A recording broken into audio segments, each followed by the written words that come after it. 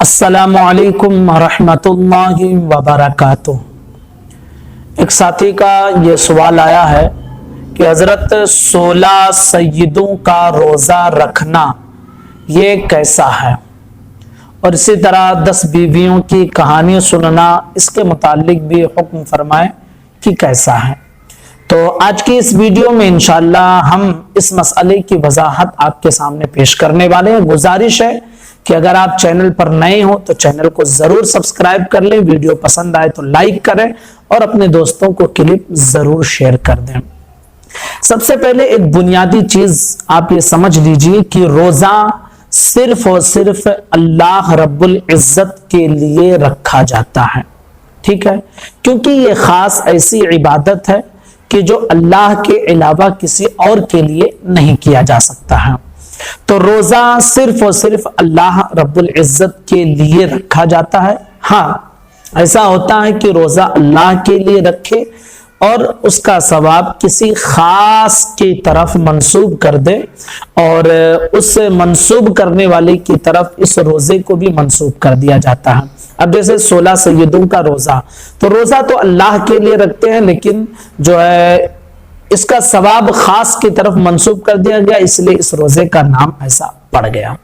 اب بات یہ آتی ہے کہ اس روزے کو رکھنا کیسا ہے، اس کی شروعات کہاں سے ہوئی ہے، اس کی بنیاد کیا ہے، کیا اس کی کوئی اصل ہے یا نہیں۔ تو اس کے متعلق آپ یہ سمجھ لیجئے کہ یہ کوئی ایسی اس کی اصل شریعت میں موجود نہیں ہے کہ 16 سیدوں کا روزہ رکھا جائے۔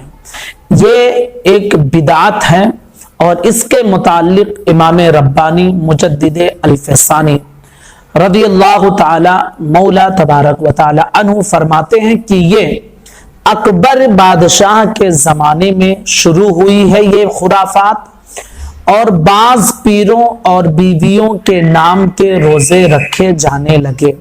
اکثر نام خود گڑھ لیے جاتے ہیں اس میں، اور ان کے نام کے روزے رکھے جاتے ہیں، اور ان روزوں کو حاجت روائی کا وسیلہ سمجھتے ہیں، ٹھیک ہے۔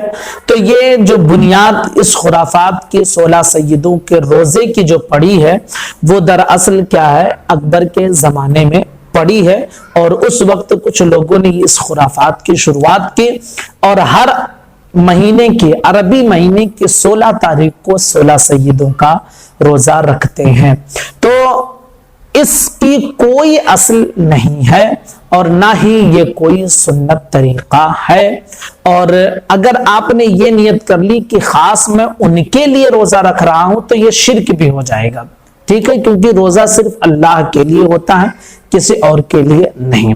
اس کا ثواب آپ رکھ سکتے، کسی کی طرف کر سکتے ہیں۔ تو 16 سیدوں کے روزہ رکھنے کی کوئی اصل تو موجود نہیں ہے، ایک نفلی روزہ اسے سمجھا جائے گا، ٹھیک ہے، لیکن اس سے بہتر طریقہ یہ ہے کہ آپ جو ہے یہ 16 سیدوں کا روزہ اور 10 بیویوں کی من گھڑت کہانیاں اور من گھڑت 16 سیدوں کا روزہ، اسے آپ چھوڑیں، ان خرافات کو جن کی کوئی اصل شریعت میں موجود نہیں ہے۔